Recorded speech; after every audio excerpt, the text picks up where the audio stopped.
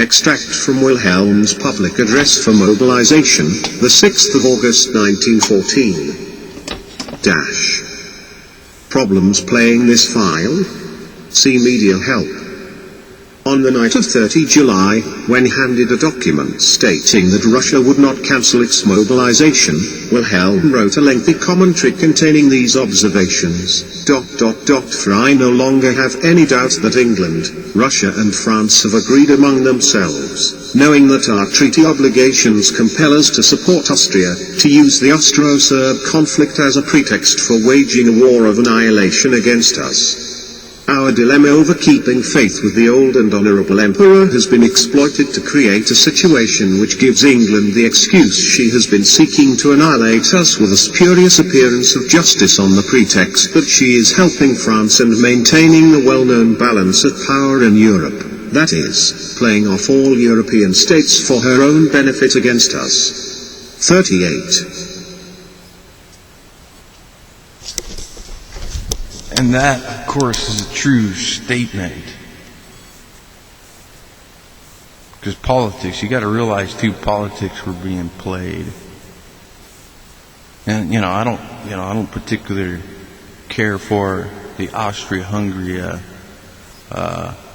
way of set up their government, the way they treated the working classes and so forth. Like I said, I am against absolute monarchs. I am for, however, constitutional monarchs and call and believe, and I'm going to try to do everything in my power in my own way to revive the German Empire and the monarchs of Europe and this Republican of great America that we live in.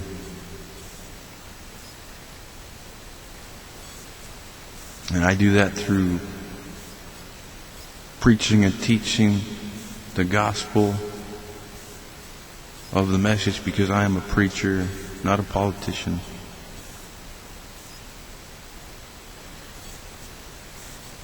And stand on the side of truth and peace. And I say it, and I'll say it again, imperialism is the answer. Not communism, not socialism, not Marxism, not radical leftists, Nazis, fascists, but imperialism, Christian imperialism, Christian imperialism that lines up with the Word of God and the truth.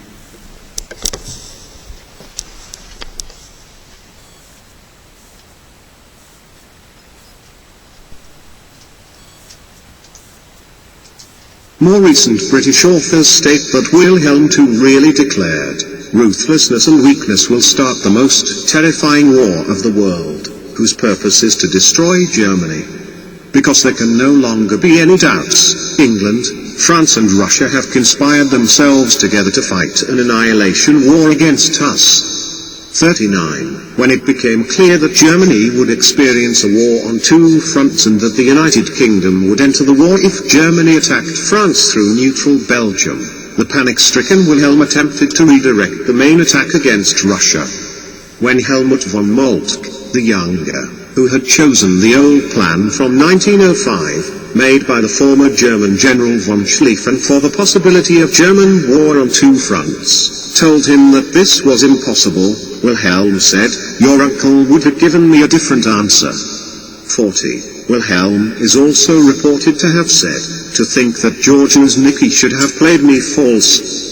If my grandmother had been alive, she would never have allowed it." 41. In the original Schlieffen plan, Germany would attack their supposed weaker enemy first, meaning France. The plan supposed that it would take a long time before Russia was ready for war. Defeating France had been easy for Prussia in the Franco-Prussian War in 1870. At the 1914 border between France and Germany, an attack at this more southern part of France could be stopped by the French fortress along the border. However, Wilhelm II got von Moltke, the younger, to not also invade the Netherlands.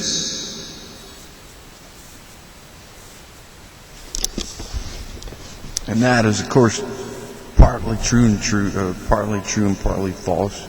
Of course, Germany would have been successful at fighting and winning the war had it been earlier. But they wanted to keep the peace, and so they didn't. But again, I just keep saying the prayer of this article by this Zionist with what Kaiser Wilhelm said in his memoirs, and you can be the judge. Prayerful and using prayer, asking God to give you the wisdom concerning that, and make your judgment on that.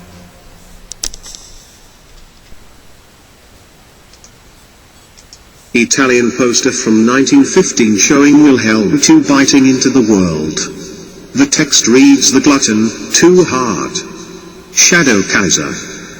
Hindenburg, Wilhelm II, and Ludendorff." In January 1917, Wilhelm's role in wartime was of ever-decreasing power as he increasingly handled awards ceremonies and honorific duties. The High Command continued with its strategy even when it was clear that the Schlieffen Plan had failed.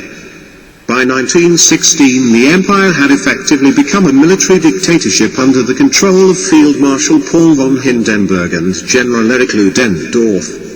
42. Increasingly cut off from reality and the political decision-making process, Wilhelm vacillated between defeatism and dreams of victory, depending upon the fortunes of his armies.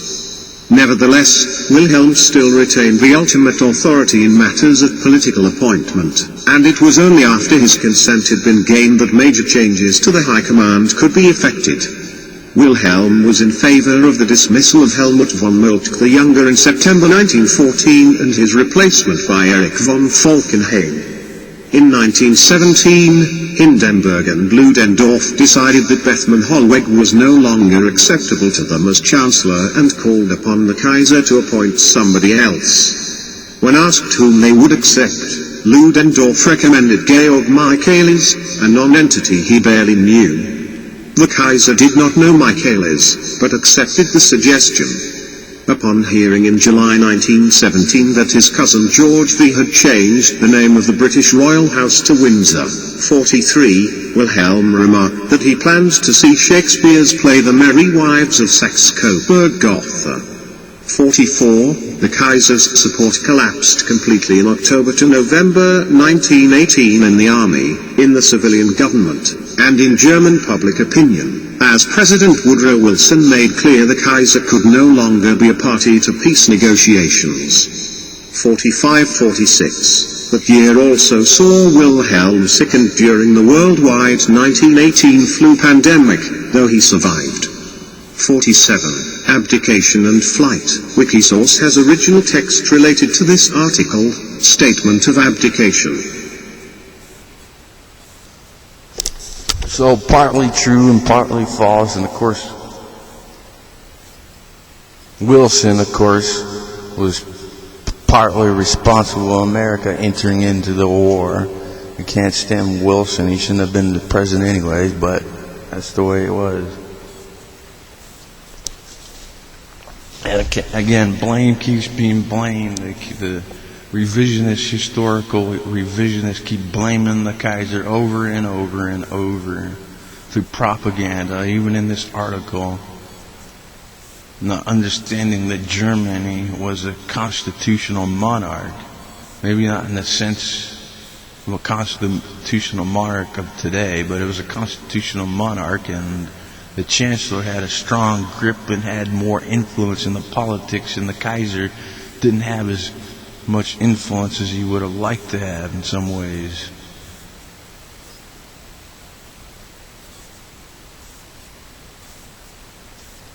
He wanted to bring about peace, too, to the war.